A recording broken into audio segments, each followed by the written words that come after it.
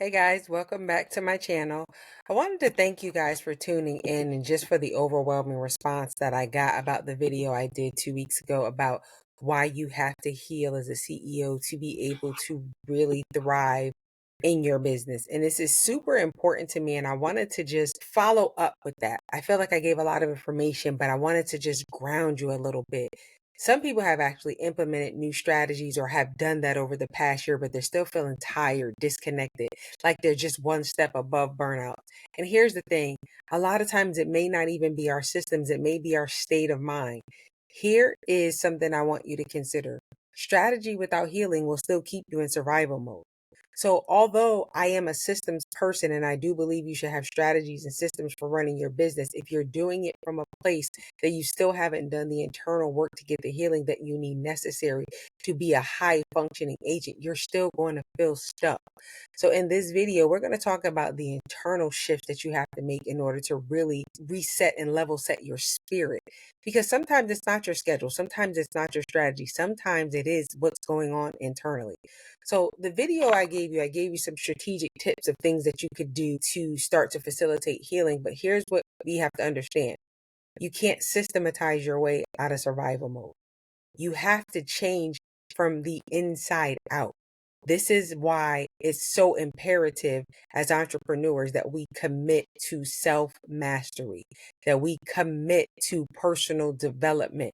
We have to go inside of ourselves and really start to uncover and unearth the things that are in there. Because as we're manifesting the life that we want, the business we want, the financial freedom, time leverage, whatever, insert whatever it is you want, while we're doing that, we're pouring from a blueprint that's already inside of us. So we're going to talk about three deeper shifts. And I gave you three shifts before. Those are more business, but we're talking about these internal shifts. And I thank you for tuning in. Before we get started, I'm going to ask you though, subscribe, share this video, and stay tuned for more content.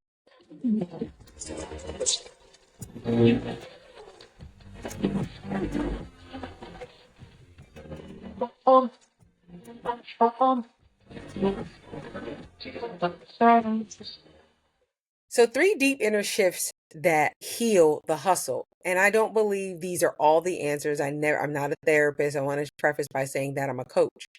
But what I've noticed in coaching people is that I'm coaching the whole person. I can't just look at you as a business owner and not look at you as a mother, father, sister, daughter, even a child that has dealt with abandonment, rejection. All of those things impact how you show up in your business. So these internal shifts are things that I believe you really have to take a look at even before you start building systems in your business. Here's what I mean. The reason why I have a strategy to keep evolving your systems is because you keep evolving. As your truth expands, as your ability to comprehend and accept and acknowledge truths about yourself expands, your systems are going to change.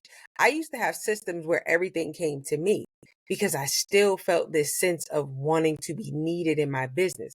As I began to heal from that, I began making other people the first point of contact.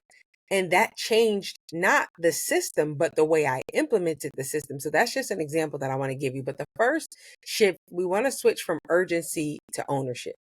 Urgency to ownership. One of the things how you know you're struggling emotionally is everything is urgent to you. But urgency teaches you to move fast.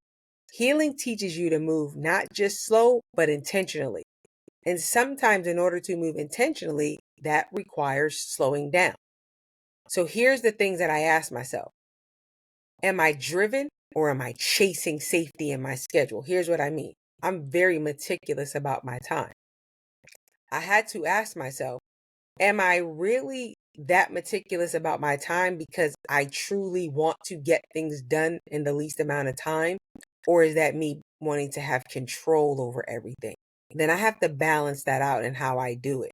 So I'm starting my business practices, even my work week, even the things I'm doing with reflection, not reaction. What do I want my business to give me this week?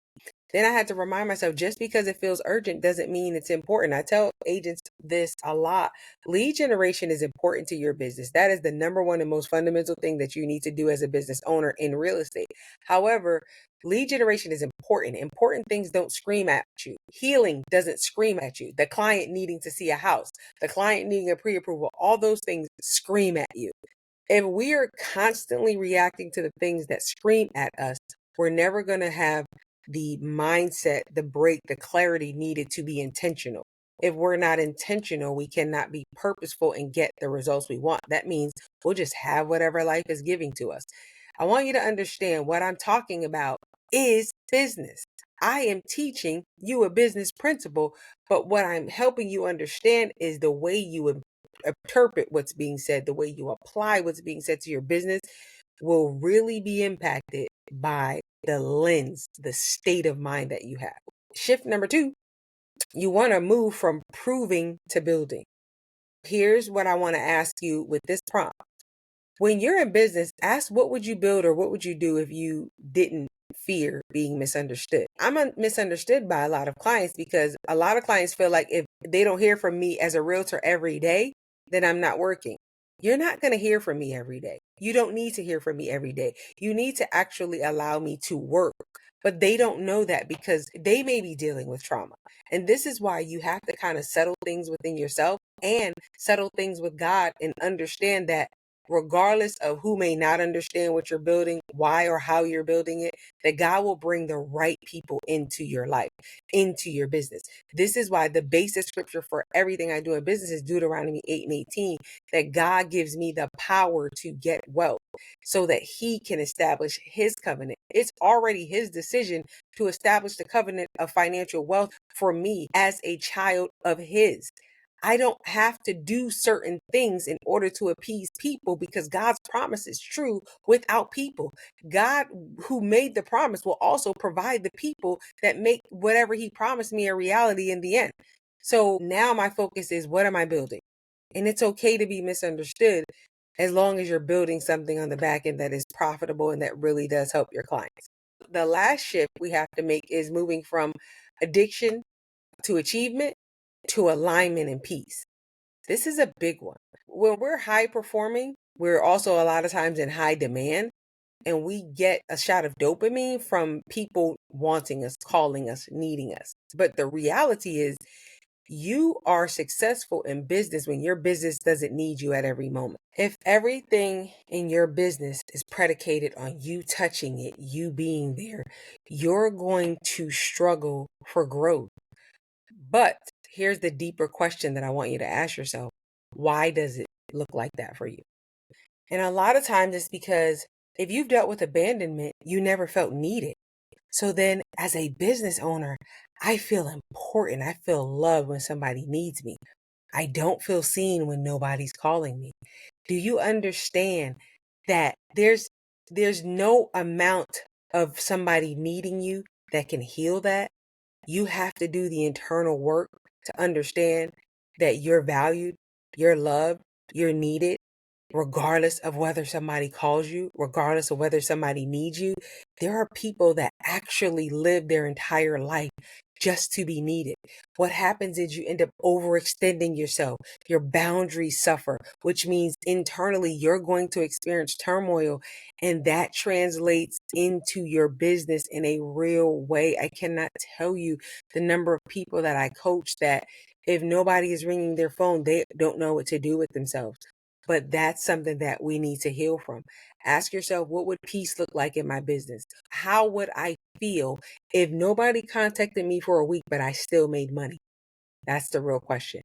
Now you can start to introduce boundaries, self-care, and detachment from people pleasing, because this also leads to people pleasing. The reason why I'm talking about this is because you can't just build a business in isolation.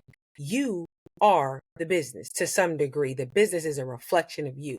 As you grow, as you're limited, so the business will grow, so the business will be limited. So I want to ask you just to reflect on these things. Maybe you built the business, but here's the thing.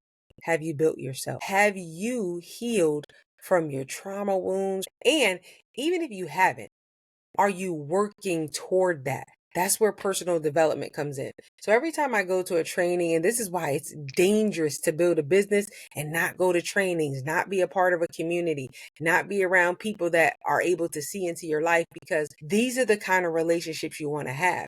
Healing is not a detour, it's an upgrade for your business.